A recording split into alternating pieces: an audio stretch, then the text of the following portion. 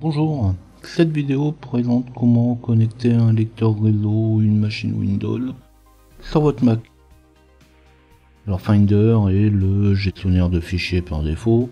On pourra aller voir dans Finder si le réseau est disponible ou affiché.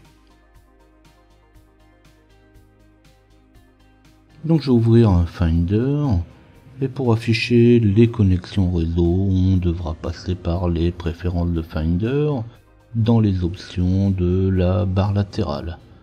Donc là vous pouvez aller voir ma vidéo précédente sur la personnalisation du volet latéral de Finder. Si aucune connexion est active, on pourra passer par Aller. Donc on va dans la barre de titre en haut de l'écran et on clique sur Aller. Puis on va sélectionner se connecter au serveur. Alors si on connaît le nom du serveur, on peut le mettre directement dans la barre du serveur.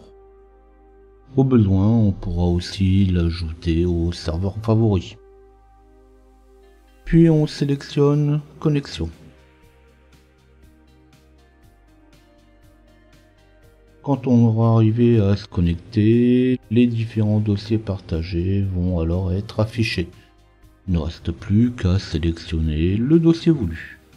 Alors en fin de vidéo, je montrerai comment se connecter à un dossier caché ou non affiché, comme par exemple le partage administratif sous Microsoft. Lorsqu'on est connecté, le dossier sera ouvert directement dans Finder. Alors au besoin, si la connexion n'a jamais été réalisée, il sera peut-être demandé de fournir un login et un mot de passe. Quand c'est fait, on navigue dans les dossiers comme quand on navigue dans les dossiers locaux de la machine. Si l'option a été sélectionnée, les réseaux seront alors affichés dans le volet latéral. Dans les réseaux, on retrouvera les différentes machines disponibles. Je le remontrerai après.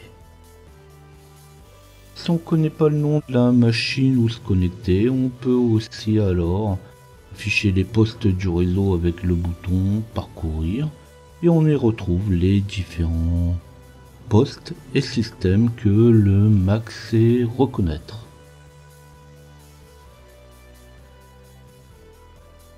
Quand on a trouvé le poste qui nous intéresse, il ne reste plus qu'à sélectionner le poste désiré. Alors comme montré dans parcourir, propose les mêmes options de connexion que dans réseau de la barre latérale.